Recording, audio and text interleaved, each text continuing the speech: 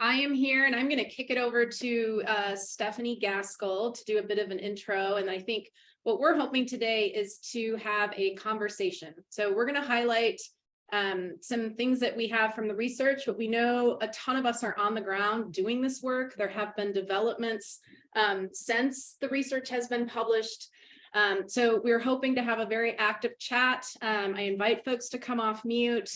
Stephanie is going to be uploading a number of resources that we're aware of. I'm certain there are resources that we're not aware of. And so I want for us today to share what we know. I think there's a lot of misinformation going around. If you're like me, you're pretty frustrated with not having some answers to some things. And so I think we'll be very frank today in saying what it is that we don't know. But I think we've learned a lot from this community and just since the briefs have been published. And so I invite us to just continue that spirit of generosity and sharing, and we'll do the same. So before I get started, Stephanie, would you like to say a few words? Sure. Thank you, Erin. I just wanted to give a little bit of framing for the event today, which is that many of us have attended a lot of webinars since the final regulations were released. And often, understandably, the refrain is stay tuned. We're still figuring some of this out. And so I think the spirit behind this series of webinars is to focus on what we do know, because we actually do know quite a lot about some of the things that we have to do to get ready to expand Pell. And we know that from learning from Second Chance Pell sites and the students and the administrators and program leaders there. So as Erin mentioned, the Research Collaborative on Higher Education in Prison published some findings in its Pell is Not Enough series this past October. And as Erin said, it's really our hope today that we can engage with you all in dialogue about your experiences, how what we found maybe coincides, what you find that's different. And I noticed from the list of registrants and just from saying hello as we're opening that there's a lot of experts in this room, and I hope to be calling on some of you as we move forward. Before we get into it, just a few thank yous and acknowledgements. Thank you to the Alliance for Higher Education in Prison for setting this up and hosting and publicizing. It's really good just to be able to get this research out into the public domain. And thank you to our funders. The Lumina Foundation funded the original research project, and then Ascendium is funding RCHEP's continuing efforts to engage with public comments and the final regulations, and we'll be releasing some more briefs on those topics within the next couple of weeks.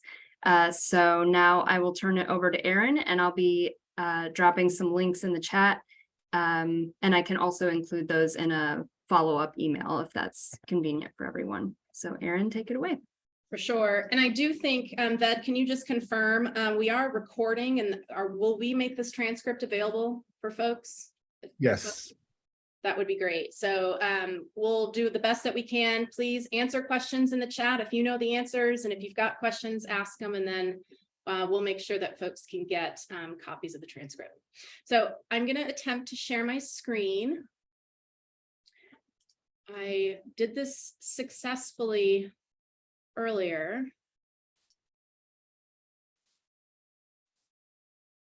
Can someone tell me if we're good? Looks good here. Yeah. You're good. Okay. So Pell is not enough. These are a series of briefs that are now free to share, to download, to read. And Stephanie will be dropping those links. I cannot make any claims that any of the stars in this picture support the research, but I think that they are definitely supportive of all of our work. So we'll have a little fun with that. I do want to give a shout out to Ascendium for, I think just trying to elevate some of the empirical work we have in this space and just try to help us all gain some clarity as to how best to proceed based on the evidence that we have. So let me share just a little bit about the study, because I think this is important. This was a national mixed method study that we conducted between 2019 and 2021, and that was during COVID. So we had a grand research plan that we really had to pivot. And as all of us on this call know, COVID continues to be devastating for folks inside. And so while we had big plans to get inside, you'll see that we needed to pivot for all sorts of reasons. And so in total, we have data from 9 institutions of higher education that were current Second Chance Pell participating sites. These institutions have great diversity in terms of institutional type. So we have 2-year institutions, 4-year institutions, private, public, geography. So we looked across the US, modes of engagement. So some are distance, some are hybrid, some are synchronous, asynchronous, and some are in person. And then, of course, the pathways that are offered. So we really wanted to ensure that we were looking at short-term credentials, applied associates pathways, bachelor's pathways, professional pathways, credit-bearing program that maybe didn't culminate in a certificate quite yet. In total, we interviewed over 100 incarcerated students, and so current students of prison education programs, alumni of prison education programs, as well as formerly incarcerated alumni of prison education programs. And we interviewed 32 administrators, and these administrators were in offices like financial aid, enrollment management, the registrar. We collected student interview data. So from a subset of these 9 institutions, we worked with their institutional research offices to collect student outcomes data. So very basic, what's enrollment, completion, GPA, happy to talk in detail about that. And we also requested financial aid data. So we were curious to learn what students were receiving per term, and how we could maybe trace the traveling of Pell monies. We conducted interviews, we conducted focus groups, and then we also requested student tuition statements. We're not going to get into a ton of that today. We will get to that in a future webinar, but suffice it to say that the majority of institutions in our sample did struggle to provide tuition statements. So I think that's an area that we'll definitely want to work on. And for the subset, it's important to know, so, and I'll just remind us when we move towards some of the student outcomes data, we're talking about 4 institutions from the 9. So our first finding, I think, is a huge one, and it is that across all sites, across all institutional types, there are extremely low levels of federal student aid literacy among people currently receiving Pell. Now, for those of us in higher education, this is maybe not a surprising finding. Federal student aid is complicated for everyone. But as we know, that lack of information or misinformation is exacerbated in the prison when we have a combination of lack of access to information. And then we also have well-intended people like myself who are not financial aid experts talking with students. And while I may be well-intended, I don't have the information that I need to have to be able to answer questions. And what we've found is that about half of our participants, so if you think about 50 of the 100 students that we spoke with, didn't know anything about need-based financial aid until incarceration. And so we highlight this not from a deficit perspective, but to highlight this so that as practitioners, we are aware that perhaps for the first time, at least half of our students in this sample didn't know what need-based federal student aid is. And so that is a responsibility on us to not only educate like what Second Chance Pell is and what the Pell Grant is, but this broader landscape of federal student aid and what need-based aid is and how you don't have to repay it. There's a lot of misinformation around potentially having to pay back Pell Grants. The other challenge here was Pell eligibility criteria. And so one of the questions on our protocol was, you're participating in this experiment. can you explain why you're receiving the Pell Grant? And we received answers that range from because I'm incarcerated, because I'm a veteran, because I have a good credit. I would say about 15% of the students in our sample had a very clear understanding that a Pell Grant is based on need. There is an eligibility max, and you don't have to pay it back in general. The lifetime eligibility was widely not unknown, I guess is the best way to put that. And so when we were asking about lifetime eligibility, oftentimes we were the first people to introduce that language to students, at least from their perspective. That was the very first time that they were hearing about this. And Stephanie can follow up and chat later, but we ended up making some resources for our participants in this study that we started handing out and mailing, because this came up so often around questions of lifetime eligibility, how much I have remaining, and this kind of awareness that if I use my Pell Grant now on the only thing that's available here, I have less to use in the future. I will say related to that, when for students who were aware of lifetime eligibility and we would ask, how much do you know that you have remaining? Students were ill-equipped to answer that question because they simply didn't have access to the information in general that they needed. And so you had some students doing kind of makeshift calculations. You had other students saying, I don't know, who do I ask to find that out? And so I think in general, the takeaway here is that students crave much more accurate information around what these things mean.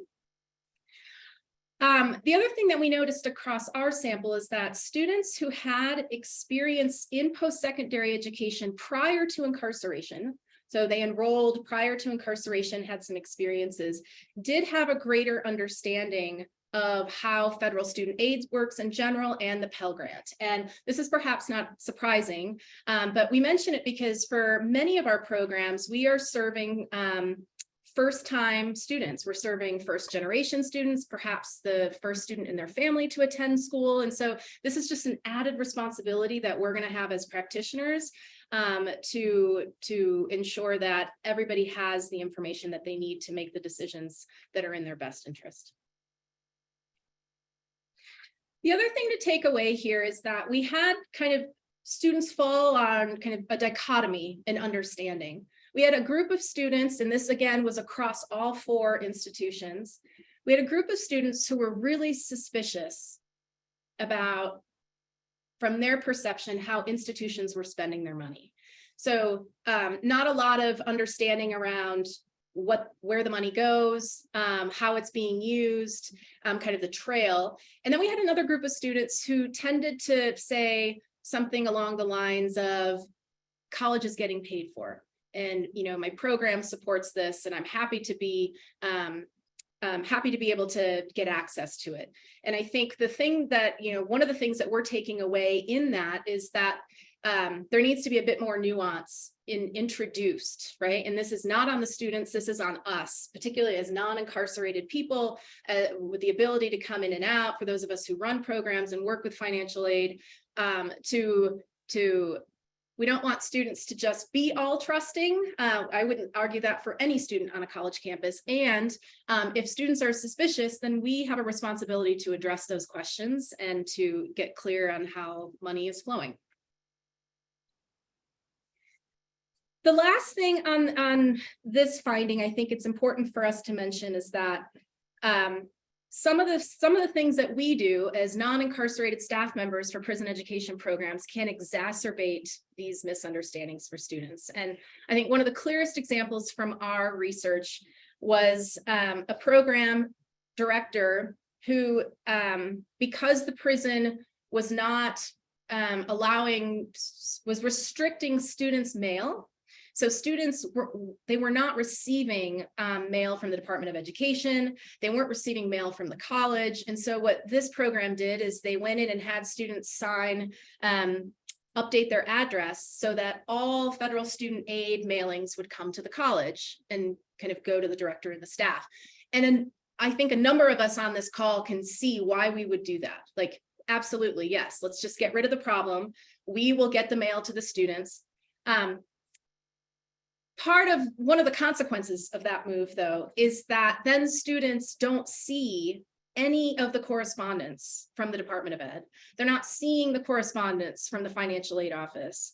And they are, there's a ton of responsibility from the program's perspective, but it also is a missed opportunity for the student to receive that information and to ask questions. And this is sticky, and I'd love to hear how other folks are kind of navigating this, because we know that incarcerated students receiving official mail is a problem. And so figuring out how to maybe navigate that while also making sure that we are providing students with opportunities to better understand the structure of federal student aid and their eligibility within it.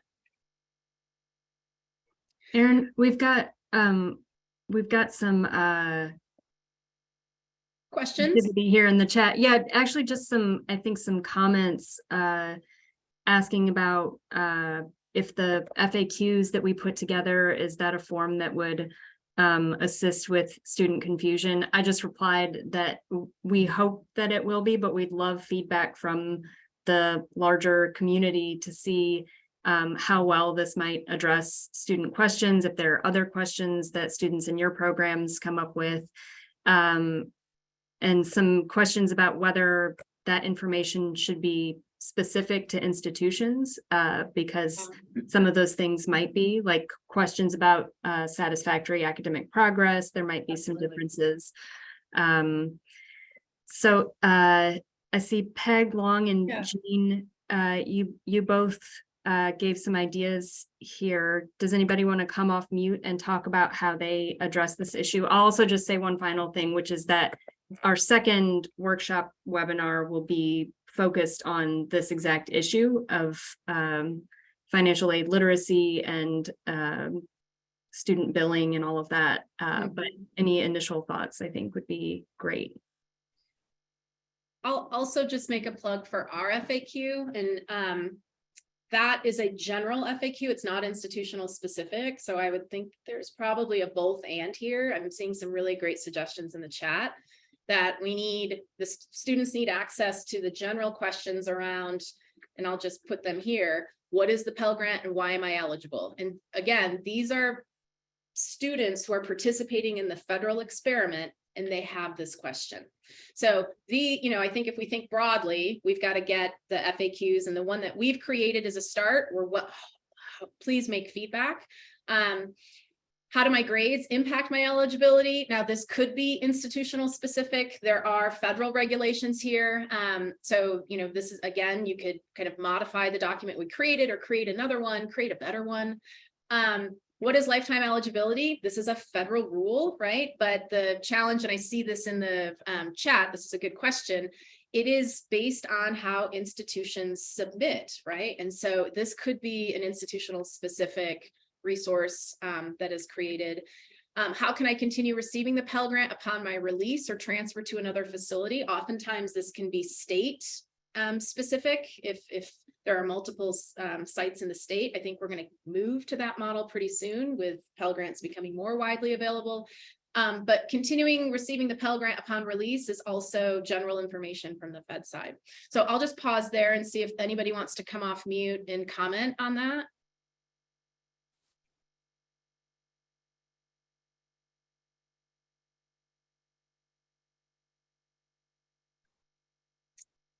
All right, well, we'll keep the chat living. And I'll just say one more thing, thinking about institution specific. Another question was just from students about how do I continue once I'm released? And that might be something, to think about, because it might vary by the school that you're working with. And here I'll just say, I think depending on this differs widely by state, but as we think about best preparing students, if they're able to leave prison for post-secondary education, I know there's been some really lovely examples of like students leaving prison with their transcripts in hand, right? The other kind of information that would be really beneficial here is for your institution to produce the Pell eligibility, like what is left. So, I think as much information that we can give students if they are going to leave the prison before they leave, like in hand, the better. So a second finding that was just widely across all 9 institutions and really kind of in the student data from the 4, and then I would even add the 11 that we did in 2018 interviews, is that staff are searching for students to enroll who are Pell eligible. And that is perhaps an unsurprising finding. And there's a lot of different kinds of labor that go into that. We've got folks who are, looking at the clearinghouse before allowing people to apply. They're, maybe submitting things and working with their institutional office before they have people apply. Some programs are having people apply and then finding out that they're ineligible for Pell, but that seemed to be the minority among the institutions we spoke with. But by and large, across, there is priority access to higher education for applicants who are likely to be Pell eligible now. And I think one of the things we need to keep in mind when we do that is that we are creating Pell dependent programs. And what I mean by that is that the majority of students who are enrolled in the program are pulling Pell dollars. In our research, 94% of the 2-year institutions that we worked with, or let me rephrase this, of the 2-year institutions that we worked with, 94% of their students enrolled were Pell recipients. And among the 4-year institutions, just over half, 54%. Now, these are second chance Pell sites, right? So this isn't a criticism at all. What it is just us trying to convey what happens when we prioritize Pell eligibility. And there might not be anything wrong with this. What I will say, though, is that what happens to the students who are ineligible for Pell and who cannot become eligible for Pell for whatever reason? And here's where in the data we ran into a number of just really challenging situations for programs. And so we had a lot of programs that desired to help students who were ineligible for Pell, but simply did not have the resources. They didn't have the staff. They didn't have the funding to cover the tuition. They didn't have the resources to assist with a student becoming eligible if that was an opportunity for them.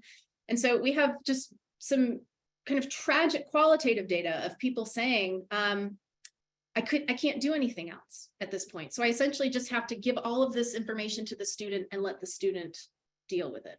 And I know there's a number of us in this chat right now that have come up with ways to help students, and I want to talk about that in just a second. So I think one of the biggest things to come out of this right now is that there are not a lot of incentives for institutions to support applicants who are Pell ineligible. And unless you're in a facility where you've got some help, we did not see very many examples of where this is going well, except with one of the private schools in our sample who had the resources to do it, and they were able to hire a staff member to kind of work with applicants to get them ready for Pell. And so I think one of the big takeaways here is what is the plan for your program to serve non-Pell eligible applicants? And what resources are you going to need to do that work well? And I think it's probably even a good idea at this point to start thinking about how many non-Pell eligible applicants you want to serve. What do you want to be a Pell dependent program, and what does that mean? And what would your program look like? And what is the ask from your institution then? Because I know at the end of the day, we have to cover tuition, we have to cover costs. What's the budget? Put it forward. How many non-Pell eligible students do you want to be able to support in year 1 and year 2 and year 3? And thinking about that now before the inevitable comes. I will also say, and we talk about this at another in depth at another webinar, but what we know from the data around loan default is that we're not talking about an equal slice of the population here. And so when we talk about incarcerated applicants who are default on their loans, who are potentially ineligible to become eligible for Pell for whatever reason, or have really complicated federal student aid statuses, this disproportionately is going to affect folks of color.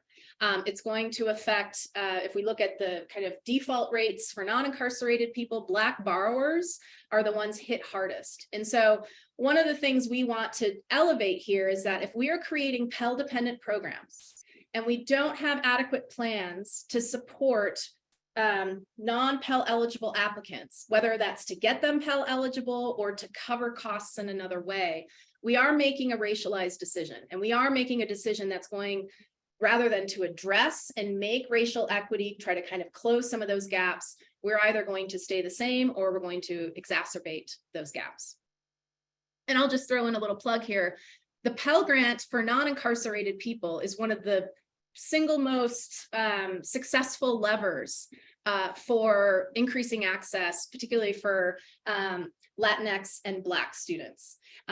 We'll show this in a little bit, but our preliminary data, I know some data coming out from other research shows that that is not the case for incarcerated students. We're not serving Black and Brown students proportionately to what we are in the non-incarcerated world. Okay, so Beyonce wants to know, what challenges do folks face if they'd be willing to share in enrolling their non-Pell eligible applicants? And, anything that I think, whether it's challenges, whether it's things you've come up with, I'd love to open up this space and just hear from folks and their experiences.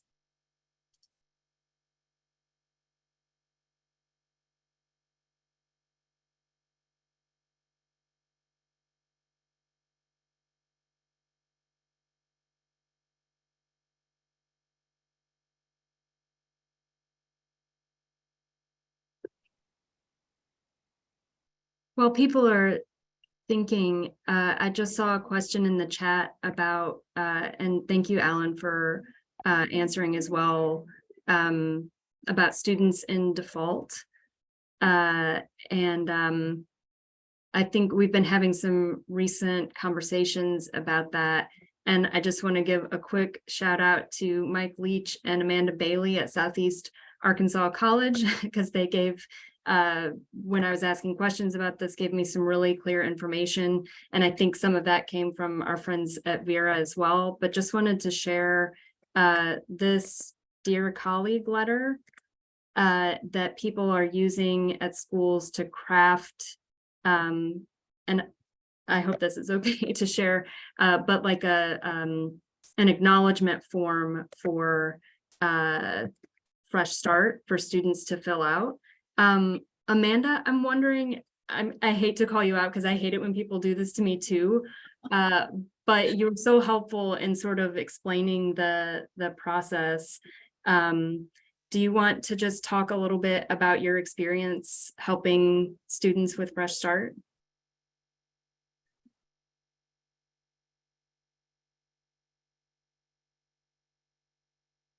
Hi, Stephanie, can you hear me? Yes. Yeah. Hi. So the experience that we've had so far with the Fresh Start program has went really well. We've seen that a bunch of students who would not have otherwise been eligible to receive the Pell Grant are now due to this program. And it's fairly easy. So yeah, we've been seeing some really good results from it. And I'm calling on you in particular because I think it's so rare for us to have a financial aid administrator. Most of us, as Aaron said, are people running programs who have no real experience doing financial aid. So I'm just going to point out Amanda as a resource, because I think this was in the chat a little bit as well. I think some people are falling through the cracks just from some informal conversations I've been Right. having, but this was the first time from you, Amanda, that I had heard about an actual form to facilitate the process. So hopefully that could be helpful to others. And I saw in the chat, I can send that out to everyone as well. Yeah, if folks are having success or not with Fresh Start and applying, we'd love to, again, we're going to make, for folks who maybe joined late, we're going to make this transcript publicly available. And so please share what you're experiencing. Okay. Who are incarcerated Pell recipients? This is an entire brief. So if you're interested in diving into some of the weeds here, I invite you to read brief number 4. But what we know is we worked with, again, a subgroup of the 9. We worked with 4 institutions in a quite laborious process of working with their institutional research offices to collect student outcomes data and federal student aid data. And we wanted to capture completion rates, which are incredibly difficult to measure for this population, as we know, for all sorts of reasons. However, it's really important that we are able to have a benchmark of where we're starting for all of this work. So what we did is we restricted, since we did this study between 2019 and 2021. And so we went to the very end of our study and we worked backwards to the space where institutions started enrolling and having data. And that was from 2017. So we looked at the snapshot of 2017 through 2021, and we expanded beyond the traditional academic year. So typically on an academic year, you go fall to spring. Again, we wanted to capture as much movement as we could. So we went annual, all year round, through 2021 fall. In total, there were 953 Pell recipients, again, from these academic years, participating in the federal experiment at these 4 institutions. The majority, primarily white, male, or I'll say male identified, right? Because this is info from the correctional facilities, and of independent age for federal student aid reporting purposes. Again, this is not the population that Pell Grants serve predominantly for non-incarcerated people. 66% of this 953 were the first in their family to attend college. So almost 2/3 of this entire cohort, the first in their family to attend college, is in a prison classroom. And I know that's not surprising for folks on this call. And then greater than 50% were first-time college students. So they might not have been the first in their family to attend college, but they didn't have the opportunity to attend college prior to incarceration. And so this is their very first experience with college, which is going to get to another finding here quickly that we've got, which is why it's all the more important for us as program providers to provide the absolute best instruction, experience, and practice that we're able to do. So what credentials are incarcerated Pell recipients earning? And if anybody's seen the memes coming out of the Grammys and how bored Ben Affleck looks, this makes me giggle. Okay, again, we are academics. At this point, we're academic year 2017 through 2021.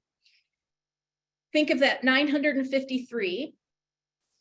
When we restrict to just the academic year for the 4 institutions, we've got 146 Pell recipients, and they earned 176 credentials. So you do have some recipients in here earning 2 credentials or more. Among the 146, just over half of these are career and tech certificates and vocational awards. So these are your short-term credentials. About 37% are your associate's degrees, so associates of arts, associates of science. 10% are bachelor's degrees, and 2%, which I was surprised by this finding, are applied associates of arts and applied associates of science. And I think if I were to just look at this on paper, one of the very first questions I have is, what are students doing after earning the short-term credential? what opportunities are available to students to stack that, to articulate that credential into an AA, an AS, an AAA, an AAS. And so if folks are looking for research opportunities, this would be a good one. So how do incarcerated Pell recipients fare? We don't have, this is not a success story from our data. Now, I do need to say that this is a restricted sample, right? So we're looking at 4 institutions here. But if you go across the top, we've got A, B, C, and E. Those are the 4 institutions. And if you kind of just go down, you can see the cohort size on line 1. So if you look from cohort 1 for institution A, you've got 122 students. If you follow the column A all the way down, you have 13% of those 122 students who earned a credential between the 2016-2017 entry year up until 2021 when we stopped counting. Cohort B, I'm going to skip. Cohort C started with 60, and you can go all the way down, who completed the credential at 27%. So these are alarming, I guess is the best way to say it. These are not success stories. Now, I think for a number of reasons, we did not publish peer completion rates for a couple of reasons that I feel important to share here.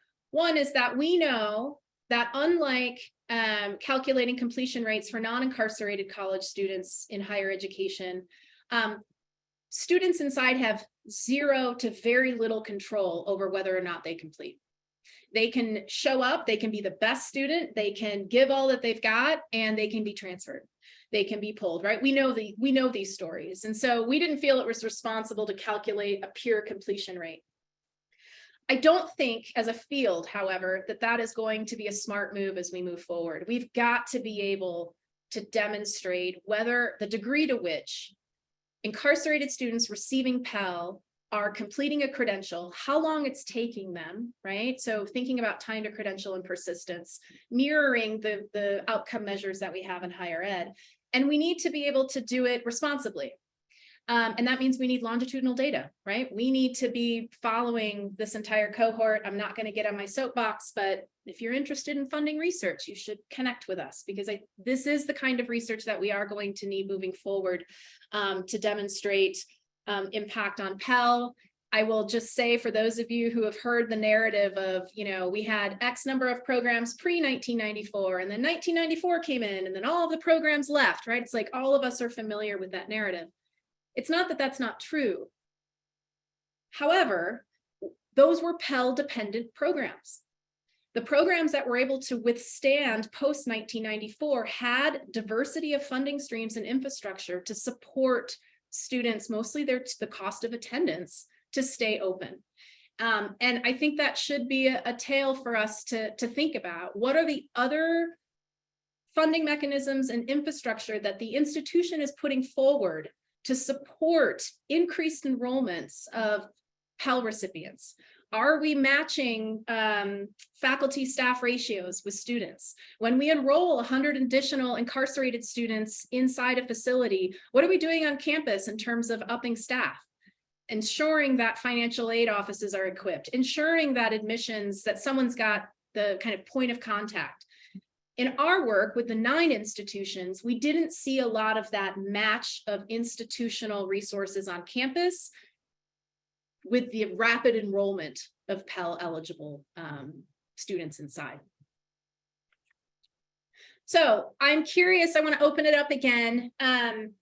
If folks have anything to share about, and this could be challenges, this could also be questions, but how Pell recipients are faring in your programs.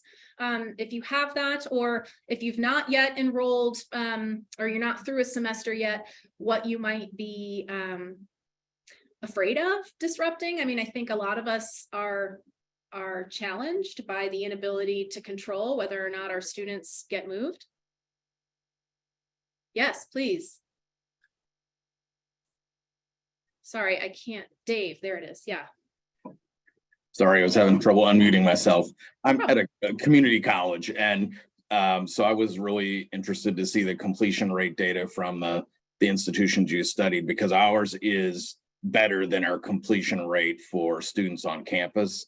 And I certainly hear the pitfalls of if you're completely Pell dependent, but I think for many of us in the community college world, that that there's a very limited, our Pell budget is about $4 million a year for our college. Right. Our foundation is larger than many of our peer Virginia community colleges, but we disperse about $500,000 a year in aid from the foundation and scholarships and emergency aid. So it's a lot of money, but it pales in comparison to $4 million. And just the way we're structured, they're really, we don't have the ability to absorb tuition and fees for any student. And it's unfortunate, but if someone can't be eligible for Pell or state aid, both on campus and in prison, for us, there's really very limited route forward for them. And I wish that were different, but I feel like for both our prison cohort and our students on campus, if you're not Pell eligible, it's very difficult to get funding. Yeah, I'm curious if you'd be willing to talk, or anyone else, how are you handling applicants who aren't Pell eligible at this point? So for us, there's a big difference between are you in default? Are you eligible for fresh start? Are you dependent? And it's a issue on your FAFSA.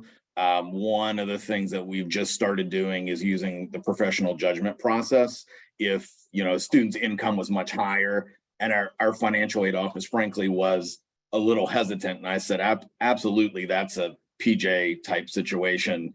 And we got guidance at the state level, and they confirmed, yeah, that's a reasonable use of a professional judgment process. But so I mean, I think we're having some success there with using private money too. If you're not eligible this semester, but we think you'll be eligible the next semester. For us, actually, domicile is one of the bigger issues. And I wish in the Code of Virginia, they would just say, if you're incarcerated, you're Pell eligible, you're a resident immediately. I think it's bizarre that we have to jump through all the other hoops that a student outside would, because if you're in the custody of the state of Virginia, you're not going anywhere. And with all the positive benefits with recidivism of educating someone, why would we not just make that exemption? But we don't have that power at the college level. Wow. And I wonder, and I'm not the expert on this, but did Ed provide guidance on suggesting that incarcerated students for the purpose of federal student aid be considered residents of the state? I don't think so. I don't know if anybody else has seen it, but that's done on a state by state basis. And some things Virginia is very progressive on, and some things we are not. And I think it probably maybe will become more of an issue as there are more students who are eligible, but because there's so few prison programs prior to Pell being restored, I think it's not on a lot of people's radar. Sure. Well, and I'm thinking too, Ved, this might be a space where the Alliance can help as well, because this is in some states like Utah, it's not a problem. In other states, it's a problem. And all sorts of stories, even in the research that have come up, and trying to make the case that incarcerated students should be charged in-state tuition and considered residents. Yeah. I can, if I could speak to that just a little bit.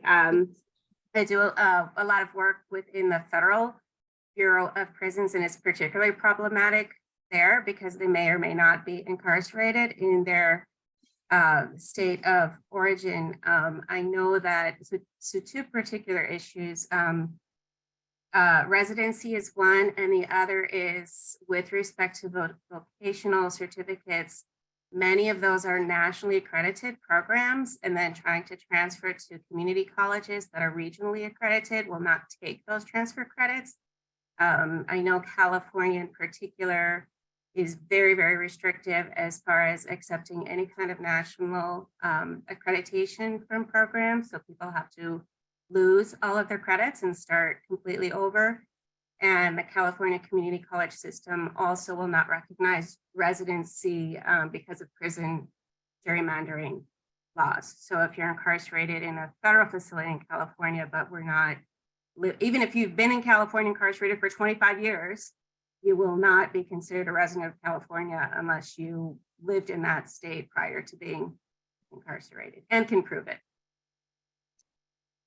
Yeah, and Karen, this is you talking, right? Sorry, I can't Yes. see from my screen. I'm curious if folks have had success with their institution, if you're serving folks in a federal facility, if you've had success in your institution in the institution granting residency. This is Leisha Wolf from Paul D. Camp Community College in Franklin, Virginia. And I work on the workforce development side. And what we have to do is get with the education coordinator at the prison and get the domicile for the student before they were incarcerated. So we show the domicile before they were incarcerated. We have to prove that.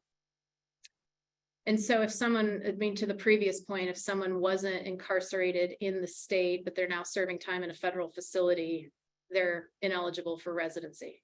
Right, yes, ma'am. And then if that happens, then we also have other funding streams too that we could use. Yeah, but then you're paying, wow, that's a Well, challenge. yeah, we have something called WIOA, Yep. which will be able, some of them can do that. They can use the funding on that stream because they do pay the out-of-state tuition. That can Yeah. also happen too, and say, I know I've been speaking to some students who were able to get scholarships, right? I know it's kind of like a far-fetched out the window sort of thing that we don't necessarily think about for this population, but really looking at building out a network where scholarships can be available to people who are currently incarcerated. That's right, definitely. Yeah. Yeah, I think that it would be, I mean, that might be another just area that we can kind of press into because that just, yeah, there's all sorts of issues there. Just real quick, I just wanted to say that even in places where people can get residency, sometimes it's a matter of paperwork. I remember that from one of the sites that we talked to, and this has to do with that understaffing issue that sometimes there's not enough staff to just get through the paperwork, even where residency, like establishing residency is an option. So just to go back to that issue of needing proper staffing that it's ultimately more cost effective to have proper staffing because you get these issues taken care of. Mhm. Well, and I'll just say too, I see Bradley Custer dropping some things in the chat, and for folks who are in states like Utah without state financial aid, this is also an area that we can press into because this would help. And then sorry, I can't move my button to see who shared from the community college. Maybe it was Kevin earlier, but this is part of the challenge in being able to make up that gap. I love this discussion. I've got just a few more slides, and then I think I'd love to just continue talking and sharing. I think one of the other findings that we had was this kind of general sentiment among students of, well, why do I have to pay for that? And this really comes from what we call the cost of attendance. So the total cost of attendance to attend college. There were a ton of invisible fees that we weren't entirely sure if programs were aware. And so this is everything from, past due balances. Oftentimes, if a student has a previous balance, whether it's at the institution in which they're going to enroll, there's a hold on their account, or an institution that they attended previously, there's a hold on the account in order to get those transcripts. And so the students who we spoke with, they were responsible for paying those past due balances in order to be able to participate. And so I'm curious to hear how other programs are are dealing with that. I know that at least here in Utah, we've been able to get some institutions to waive. And one of the briefs that Stephanie's taking the lead on here that will be out soon, we are recommending that Department of Ed provide guidance to just make that standard, that if a student is incarcerated and they need a transcript or they have a hold for the library loan or whatever, that we zero that out so that they can enroll. Books and supplies. Oftentimes, we had numerous experiences of students sharing books, of sharing supplies. There was an instance where a group of 5 students were sharing one textbook. And this isn't, necessarily, I don't know whose fault this is, because when we would talk to the programs, they would say, yeah, students have all the resources that they need. And then when we would talk to students, they would say, no, I'm buying pencils and pens from commissary. I'm using my own money here. I only get, 20 minutes with the textbook on X day to be able to do my homework. And so, one of the things that we're taking away from this is that it's, as non-incarcerated people, we do not know, and I'll speak for myself, I do not know what is happening inside that prison. And so it's really important that we check in with students to make sure that, do you have access to actually what it is that we expect you to have access to? And if you don't, then what can we do as a program side to alleviate that?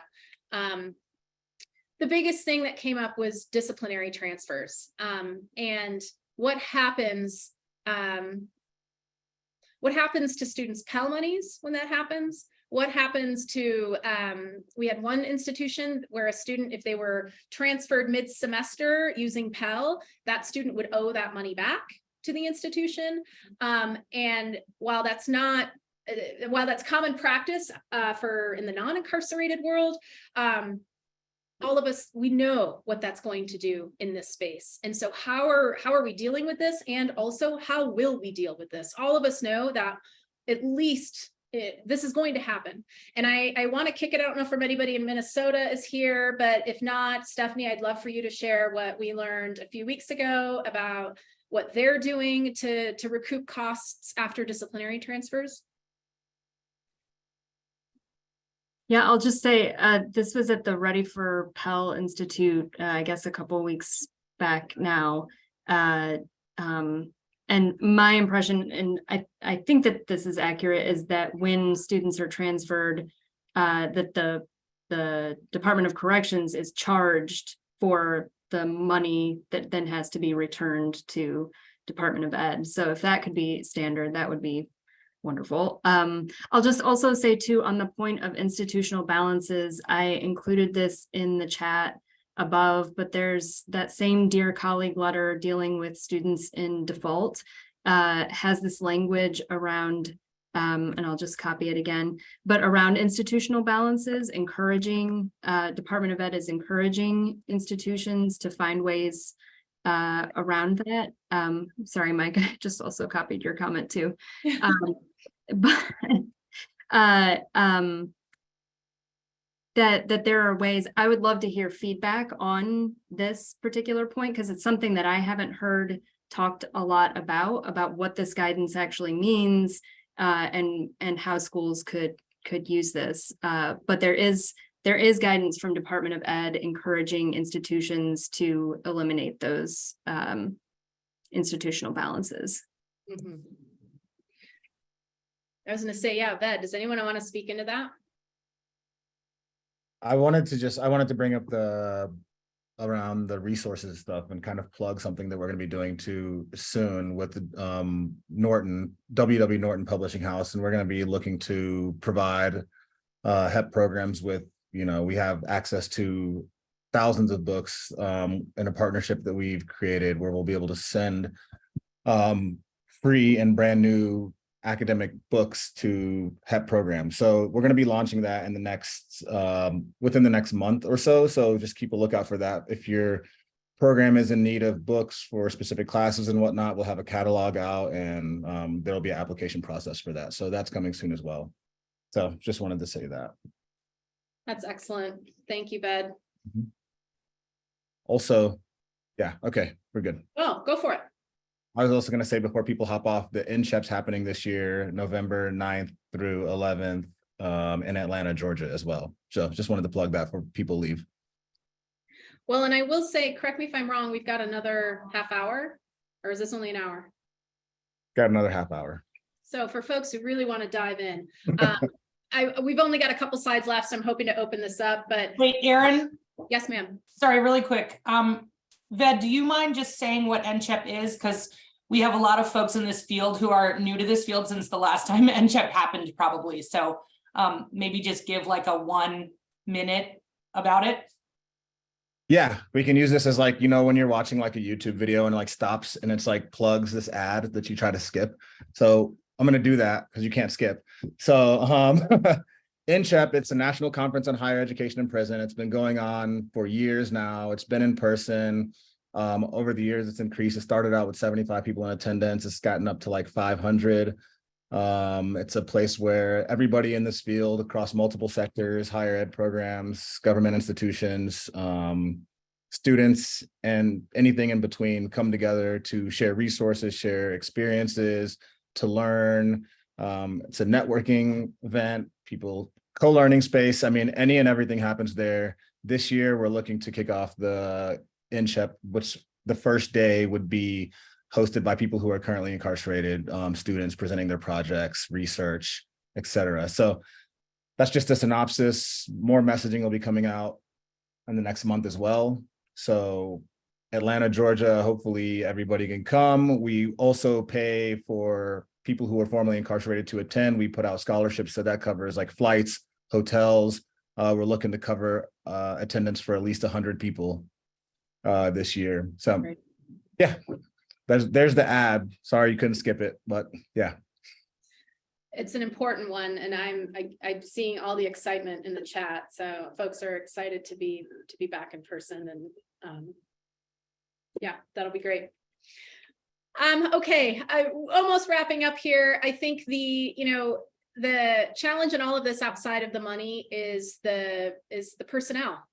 So, for the folks who have been, some success stories in the chat, someone's got to call, someone's got to take this on, someone has to work on behalf of the student, right? Because if we just, when you're incarcerated, your ability to get these things dealt with is even more complicated. And so we need more staff if we're actually going to help students do this. And then to the point and all the resources that are being shared in the chat, we need staff who know how to do this work, who have been successful, who can, I'd love to see a group of folks kind of emerge and like, yes, we've got the transcript thing taken care of, and we've got the past due language that you can use to, get an institution to do that.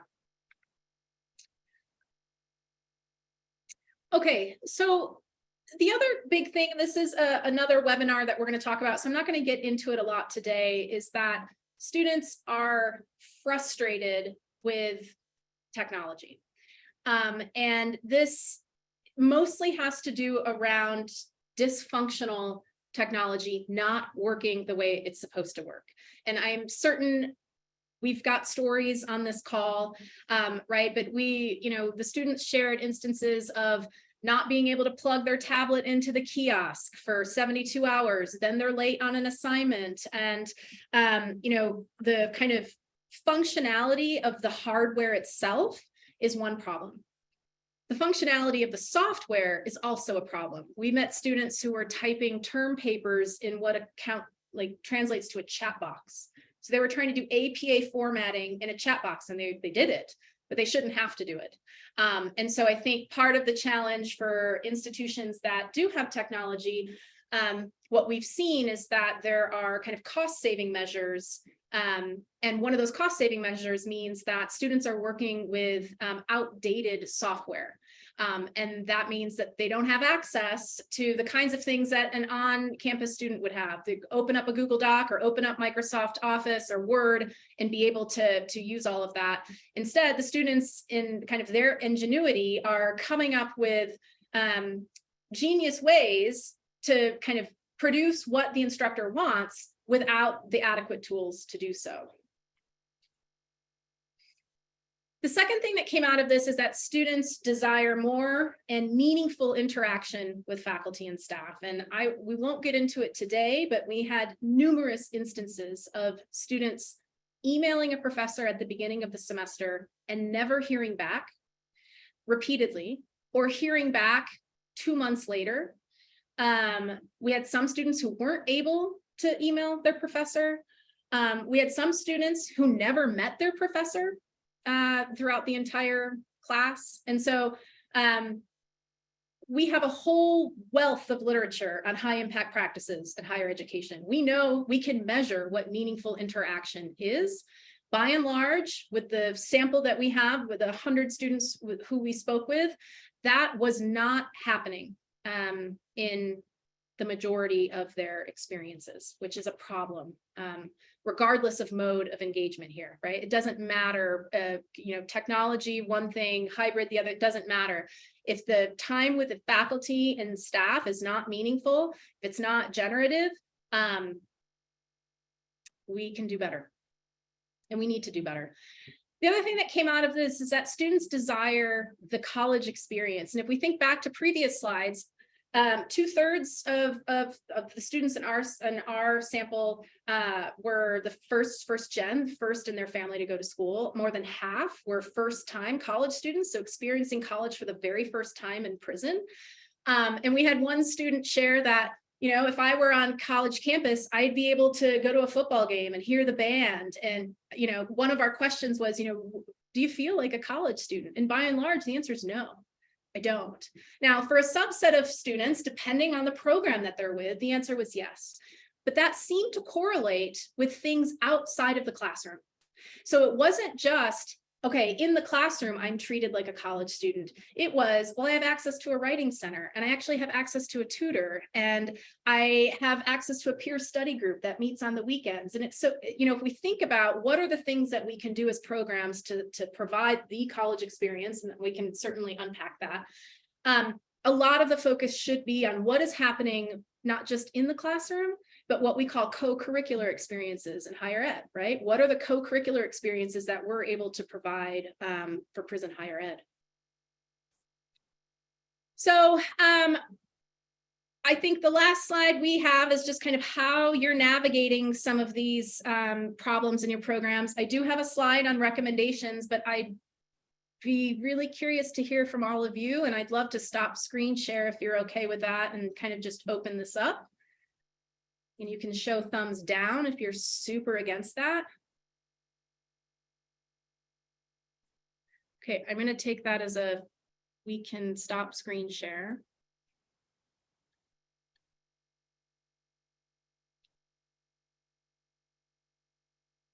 And I'd invite folks to just, I don't know, to share. And here's what I will say, as someone who's been researching this field now, I'm not going to date myself, for some time. What I'll say is that we encounter a lot of resistance in sharing information like this among our colleagues, and rightly so. We've got some folks who are in super hostile states. We have some folks who are doing the best that they can, knowing that they want to do better. We have some folks who think they're doing the best, and they're not. And we have everything in between, right? And so I think, I am nowhere near able to provide a safe space, and nor would I want to, but I do want to just say that in order for us to be able to provide whatever the best post-secondary education in prison is, I'd love for us to get to a place where we can talk about these things, where we can talk about what needs to happen, not at the expense of, judgment, but at the expense of elevating the experiences inside. And so I'll just say that and then open it up.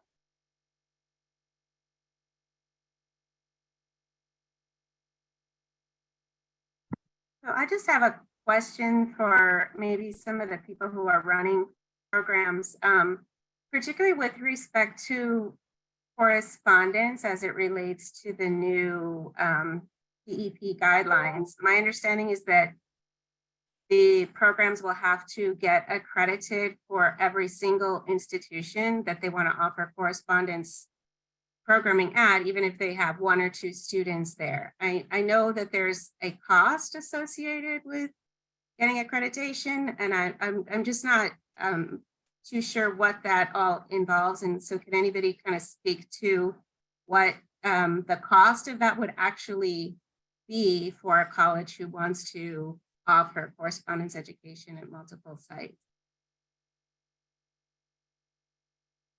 I think the cost, as I understand it, would be, we're accredited by SAC, so you'd have to get your prison site accredited as an off-campus site, and it is expensive.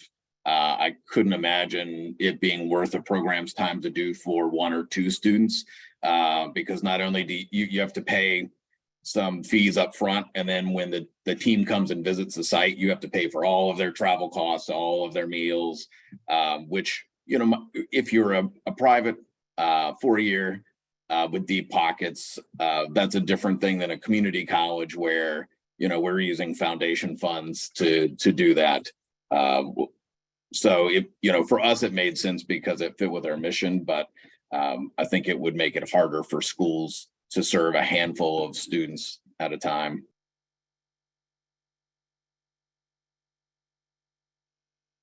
And I would just, you know this, Karen, better than I do, but for many students, the situation that you're in is their only option. And so if we're not going to accredit, right, like we're also making it, and this is not, you know, we've all got to make decisions based on scarcity of resources, right? But I think this would also be, I'm just going to nudge into VED here. This is also another space where scholarships could be available, funding could be made available. Like if there is a, you know, a desire for this to pool some resources together. Yeah, I just would, I have this, as much as I'm so excited about the restoration of Pell, I just have this fear that the unintended consequence is going to be a loss of correspondence program access for so many students who that is their only option right now, and that would just be very, very unfortunate and a big setback for them. I sent a similar question to the Department of Education, actually about study release eligibility. So when this returns, we had one site that prior to COVID was sending students to us for study release, coming to our campus to study. But of course, one student might have gone to culinary, one may have gone to baking, one may have gone to arts and sciences, one may have gone to business. And I asked the question, so what are the PEP guidelines in that situation? I have not heard back yet.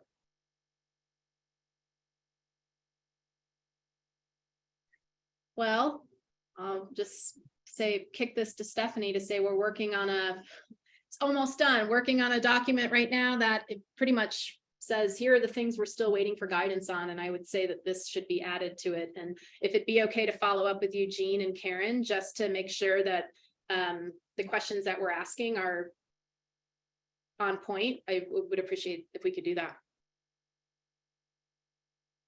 Yeah, Molly. I have a quick question, but only if there aren't more important questions to ask. So if this question does not feel like the most important question, please feel free to table it. Curious to know from Erin, from you and Stephanie, and also from anybody else who's on this call and wants to respond to this question. Sorry if you can hear my dog like aggressively chewing a squeaky toy in the background. This is a question I often ask now that I am a member of the philanthropic community here in this field.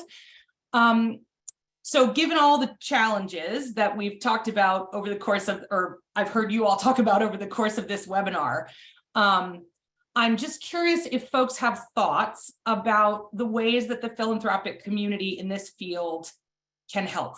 Oh, there he is. Sorry, that's so loud. And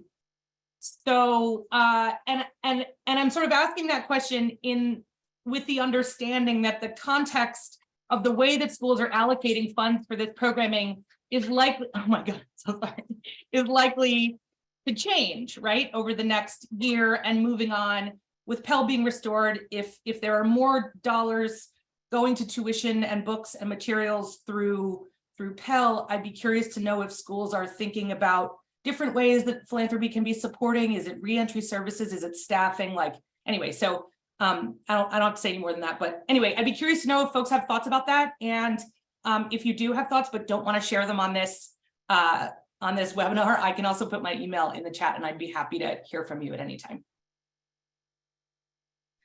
I would love to hear from other folks before I respond.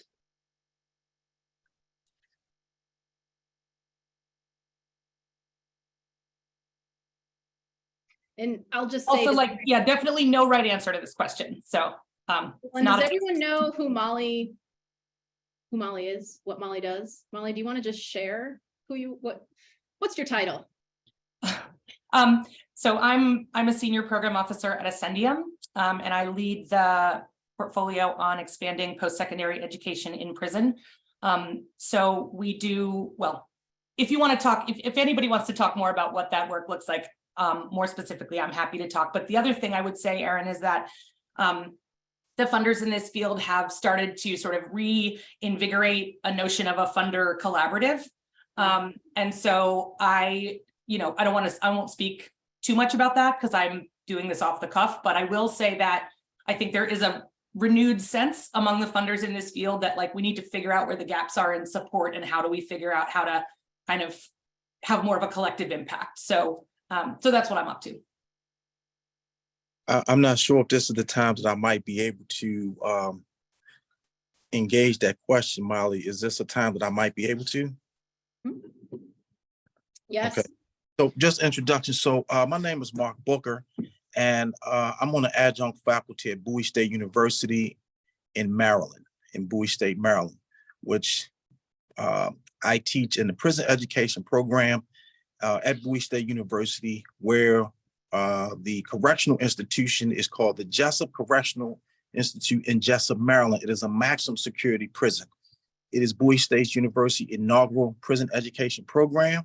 So that's just a brief introduction. So my question from a philanthropic perspective is how or what is the paperwork, the document process to engage the philanthropic community such that we can address a number of the issues that I've talked about in terms of supplies, in terms of other resources. That's one. And then second is, I'm very much willing to engage any level of research as it relates to various areas. And I say that, and I'm okay with dating myself, that I used to teach in prison education programs prior to 1994 at Coppin State University and at Morgan State University. And so I have a knowledge base pre-1994 and information as we speak right now. So I'm willing to share whatever information that I have. I've taught in 3 maximum security prisons and have knowledge about the dynamics of the behemoths of the university and the correctional institution as we deliver customer service to students. So I'll get off the mic at that point and see what we can talk about. Thank you. Thank you. That's a excellent reason to get on the mic. I don't necessarily want to call on my Vera colleagues, but I kind of do. Just maybe for a clarifying question, if anyone from Vera is here, because I think one of the things that came up from the research is, and it's coming in the chat as well, is that staff is for many the #1 need, and lots of ambiguity around the degree to which Pell, the fees portion of tuition and fees could cover staffing costs. I'm wondering if anyone from Vera or maybe someone else knows this could chime in and let us know if that's accurate.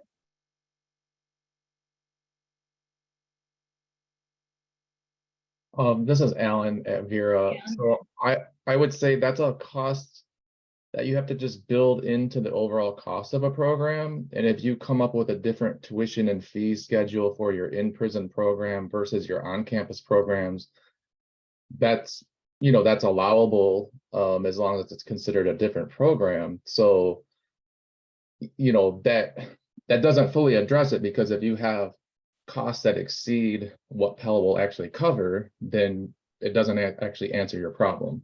Sure. Work at an institution where you can somehow create a budget that does fit within what a Pell Grant would cover, then it could potentially answer that question. I think it's potentially a little bit easier for community colleges, because it's so much lower. It's the 4 years that are really gonna, and not to suggest community colleges don't also struggle, But like when it comes to the 4 years, you're talking about much more costs. And it's so it's even more difficult to solve. Yeah, and I think I'll just say here, we're going to talk about this. Thank you for that, Alan. We're going to talk about this in another webinar that, I mean, that's why the title is Pell is not enough. Regardless of institutional type, Pell just simply is not enough. And I will just say that Pell is not enough to support non-incarcerated students on campus. So this is not, but I think if I'm hearing Alan correctly, and from the information that I have, you can support staff with the kind of fees portion of tuition and fees. Now, whether or not, to Alan's point, that actually gets you to where you need to be, I'm not sure, but unless someone, I'd love for Ed to say that I'm wrong. Actually, I wouldn't. I'd love for them to say I'm not wrong, but if anybody knows about that, I think that's maybe a lingering question to elevate. And then I just want to give a small plug here to Jared Wall somewhere here, who's kind of working in this area on kind of financing prison higher ed and the literacy around it and understanding that. And so kind of for folks who are interested to reach out to him as well. Molly, I don't know if we answered your question. I mean, I'm just gonna keep asking it. So it's, yeah, I mean, every time I ask it, I feel like people say even more insightful stuff. So, and I did put my email in chat in case anybody wants to talk. And just to quickly respond to Mark's question about sort of how to get in touch with the members of the philanthropic community. I can't speak for anybody else, any other funders. I can only speak for Ascendium. But for me, I would say that typically, like I said, I'm open to talk to anybody who's working in this field. And I think one of the things that I'll just share that in the Funder Collaborative, one of the things that we are talking about is, what are the ways that we can sort of better understand what each of us is funding, so that if I talk to you and what you're doing is not aligned with Ascendium's strategy, but I know it is aligned with somebody else's strategy, that I can then introduce you to that funder. So we're trying to think, like I said, more as a community on the philanthropic side too. So probably more to come on that, and hopefully we'll have some of it together by RCHEP so that we can be sort of a presence there. Thanks. Molly, could I ask you to, this is Marty Bean speaking with anti-recidivism.com. Could I ask you just to put your email back up again? Thanks, Molly. So we've got a really rich chat going over here, and then we've got at least four hands up. So Dr. Beasley, are you there? Yep, thanks, Molly. All right, thanks. Sorry, not Molly. Thanks, Aaron. I really appreciated learning more about like demographics, finances, some of the barriers, some of the opportunities and stuff. I was wondering if you could talk to us a little bit about the ways in which formerly incarcerated people might have been involved in the conceptualization, design, implementation, or reporting of the work. If they were, in what ways they added value to the work. If not, how they might have added value and what some of the challenges might have been. Thank you. Yeah, I think I'm going to direct you to our research brief number 10, which was a labor of love. It's our methodology brief, and we get into lots of detail there about our conceptualization, our approach, the advisory team that we had of systems impacted people who overviewed all of our protocol, who kind of provided guidance in areas. I'm sure there's lots of ways that we can do it better. So if folks have feedback on that, I invite you to reach out to me or Stephanie or both of us and let us know what you'd like to see and kind of what suggestions that you have.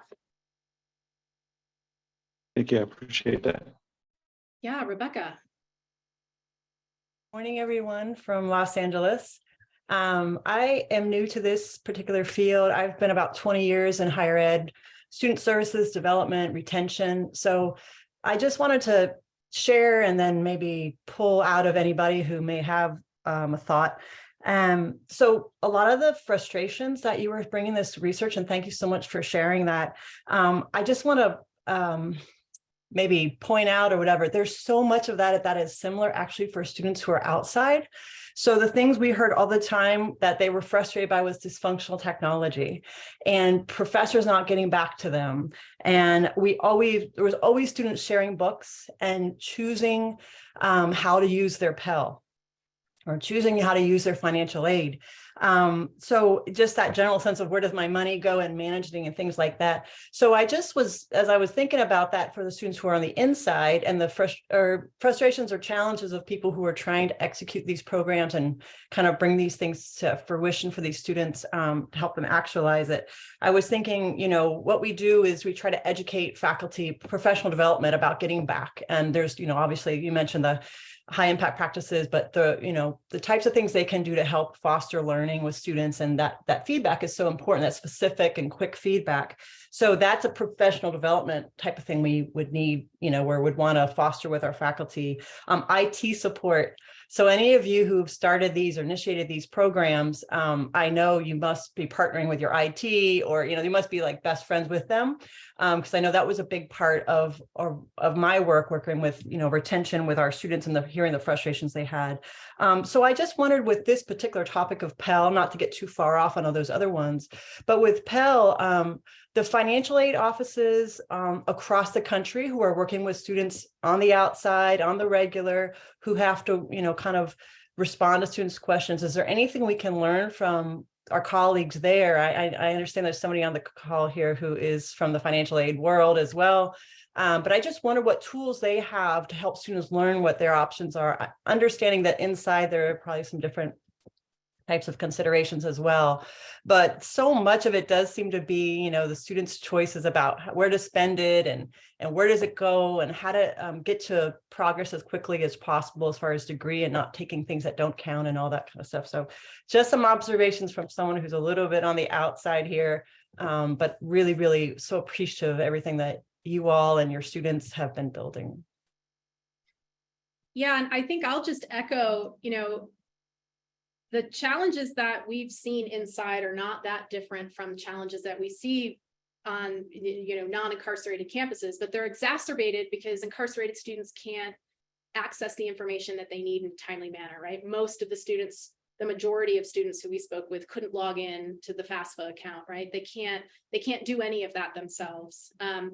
I will just say that, you know, the biggest thing that at least came from the research is that financial aid employees are not present in the facility for students. And this isn't, you know, this isn't a criticism. It's just the reality of the research is that when students had questions about federal student aid, the Pell Grant, and we would ask, where do you go to have those questions answered? It's often the education coordinator at the facility, or it's one of their instructors. When we would ask, how often have you interacted with financial aid staff at the institution in which you were enrolled? 0 was the most common response. And so I think what we're taking away from that is that we know how to educate students about federal student aid. And financial aid offices can do that really well. What's not happening is them getting inside for all sorts of reasons, right? And so, you know, if we take anything away from this, I would just encourage folks to try the best of your ability, find someone in financial aid, work with your institution and make sure that person or the staff in that office are the ones providing the information, not filtering it, not us, you know, kind of standing in many of the same ways that we would do on campus. I would not go up to a student and start talking to them about federal student aid. It is not my area of expertise. I would tell them to go to the financial aid office, right? So I get that that's going to look differently for every institution. All of us have different relationships. All of us are strapped for resources. I get all of that. And this is the reality that we're dealing with, at least from the small set of institutions who we spoke with. Barbie, thank you for your patience. Thanks, Erin. I'll make it super quick, hopefully. Hey, everyone, Barbie Brown, Director of Policy and Practice with THEI in Nashville. To Molly's question, and also just to put it on everyone's radar, I know that we are all extremely concerned right now about the front end of Pell restoration. What do we do now? What do we do in 6 months, et cetera? But I want to emphasize that we need also robust reentry discussions and planning. If we look at the regulations that have already been released, we know that there has to be a pipeline of transition from a campus that is on the inside of a facility to a traditional, literally on-campus campus.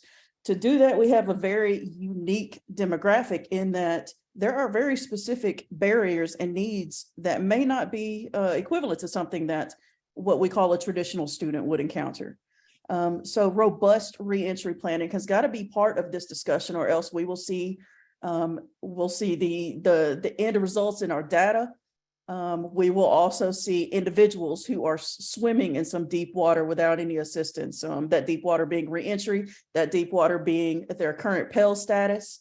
And we've got to consider that as well. So I look forward to more reentry conversations as we continue to have these conversations as well. Thank you, Barbie. And if we don't already have a webinar on that, I'll work with Stephanie in bed. Maybe we can think about that. I am looking at time and I feel like, I mean, not all of us want to sit in front of a screen, but we could probably have a conversation like this for a very long time. So I just want to thank everybody for showing up and being vulnerable and sharing the complexity. And for those who are dropping wisdom in the chat and who have shared, thank you. I hope to, I'm thankful to VED for kind of hosting this space as well. I think we need many more spaces like this where we're pooling resources and coming together. You can certainly reach out to me, Stephanie. I know you could reach out to VED. We are going to be having 2 more webinars. So I hope you tune in. In the meantime, if there are things that you really want to address in the webinar, please feel free to reach out to us. We are happy to elevate those and kind of try to facilitate a conversation like this. And then VED, Stephanie, is there anything you want to end with? I'll just say I dropped the briefs for the next workshop / webinar. I can also send those out, but really it's going to be a focus on that financial aid education, how you share information with students about the cost of attendance and all of that. So again, there's a wealth of wisdom in this Zoom room right now. And I know that many of you out there do have resources that you use for those purposes. So if you want to share those in advance, if you want to bring those to the table for next time, that would be awesome. So thank you all for being here.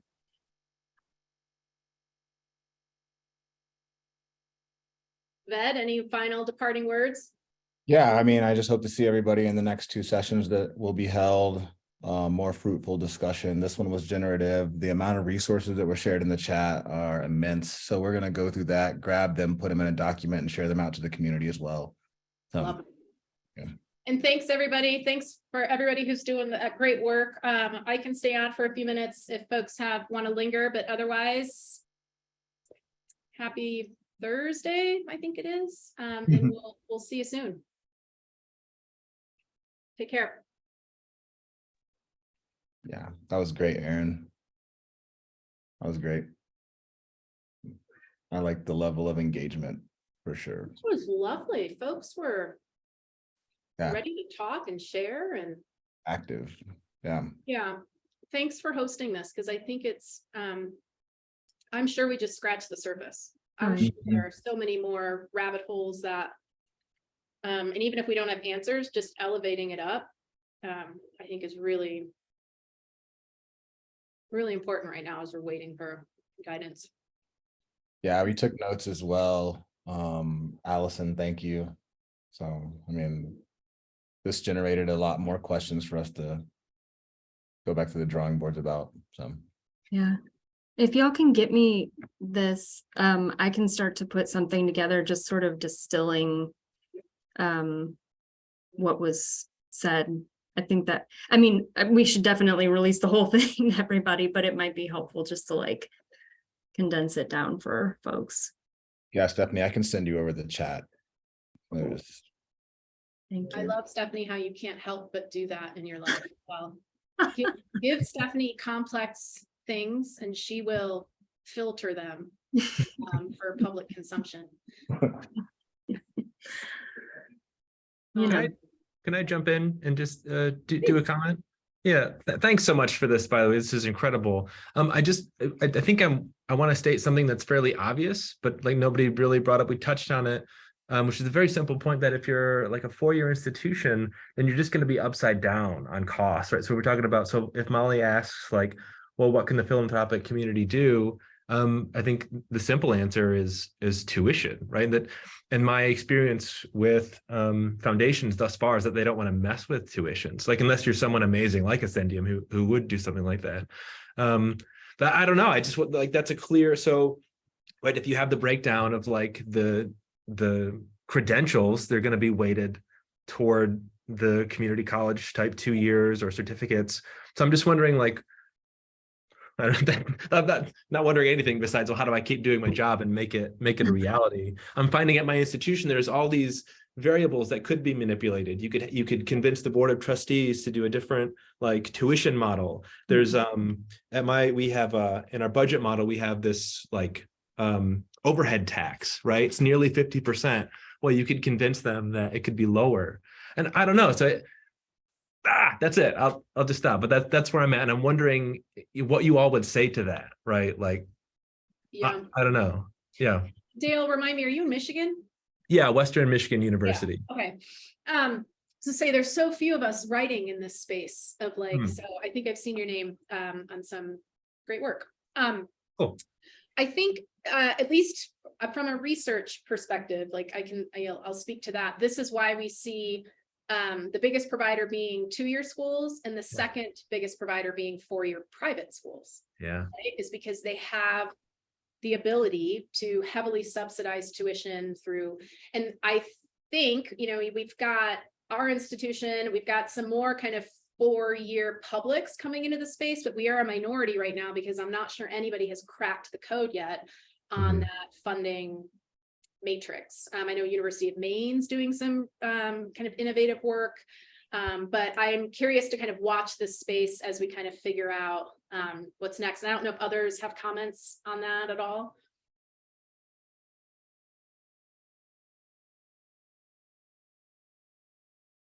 It's tough. It's tough. Yeah.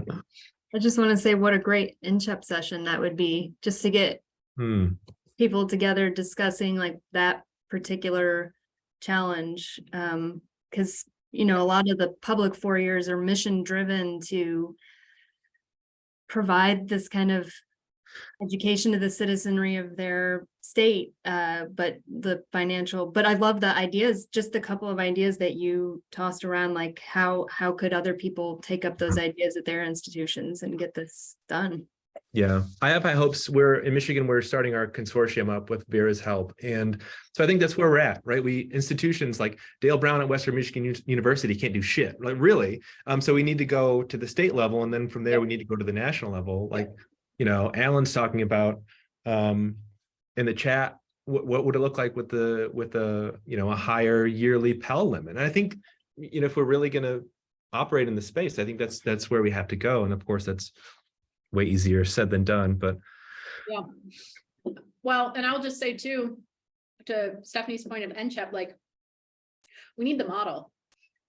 The model at the community college financially, we essentially have the model at the 4-year and the private institutions. I mean, it's a little, there's some diversity, right? But essentially there's private money being used to subsidize or cover costs, right? And at the 4-year public, I think we've still, you know, what is the kind of sweet spot or the kind of menu of options, to your point, of that we could propose to our institutions to say, and I don't know, is Western Michigan a land grant? I probably should know the answer to that, but I don't. Well, if you are, lean into that, but like we're not the land grant. And so the only way that we've really been able to move the needle at a research intensive institution is to pull money in for research. And that's not right. Like that's not a viable path for many 4-year institutions. We're not gonna, you know, so I'd love to kind of try to figure this out and provide some resources. I'd love to see more 4-year public step into this space. Yeah. So solidarity from Utah is really all I have. Oh, sorry. Sorry for talking so much. I think one more thing that really bothers me too is that there's sort of this like a little bit of a moral hazard problem with DOCs, right? They want us to, they're not creating the problem of undereducated folks, especially with respect to higher education, but they invite us into the space and they say, like, you can operate here, but we're not going to pay for it. And I don't know if that's the case in every DOC. It certainly is in Michigan, and they're willing to throw money at some resources, which is great. But right, so in terms of like state budgets, I guess I'm wondering if any other folks have had luck stealing or getting appropriations from the state budget to sort of take on this a burden. Yeah, and I think there are a couple of, it's not common, but I'm pretty sure, again, folks on this call can correct me if I'm wrong, but New Jersey has been successful in doing that. Okay, Washington. But again, getting together some of these statewide consortia and coalitions could be a good way to see who else has been able to do that. Yeah. I would love, I'll just put this out here, I'm waiting for a doc student to come work with me to do this project. Like, I would love to see what I know it's so total nerdy, but like, what are the state funding models at this point supporting post-secondary ed in prison? Specifically, what are they doing, right? Because we know in Washington, for example, they're restricted. So you can only get certain pathways that are approved with the state money, right? And that funnels through corrections and then corrections contracts out. In Utah, we've had direct appropriations to certain colleges here and there, but there's problems with that, right? So, I mean, on one hand, yes, they were successful in getting some funds to do X, but there's not a comprehensive state strategy. And so that means everyone's competing for resources and competing for space in the prison and competing for students. I mean, it's just been not the way you want to build out. But I wonder if any of our New York colleagues would have suggestions here as well. And I know it's not like a state appropriation, the governor's fee waiver in California, but that essentially is functioning as a state aid resource. And so it might be helpful to maybe talk to them as well. My sense, and this is just from somebody on the outside, is that the state of Michigan is quite proud of the work that they're doing in this area. So I don't know if you can lean into that, or, you know, maybe that's just the pick and choosing of what they want folks to know. I don't know. Do you mean like the DOC in terms of? Yeah. I look, it's really hard for me to say like, yeah, we're a liberal DOC, but like in terms of in the world in which a DOC could be a liberal institution, I think they're doing a pretty good job. Like, we meet often, the folks are there, we talk honestly about issues and problems. It seems like it's going all right, but of course I'm here.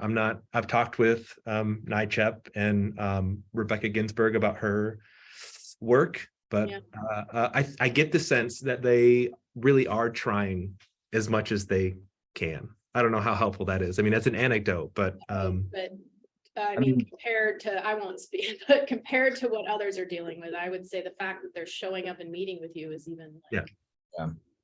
I mean, Dale, also, if you ever are open to it, I'd love to attend one of those meetings if possible. I don't want to like step on.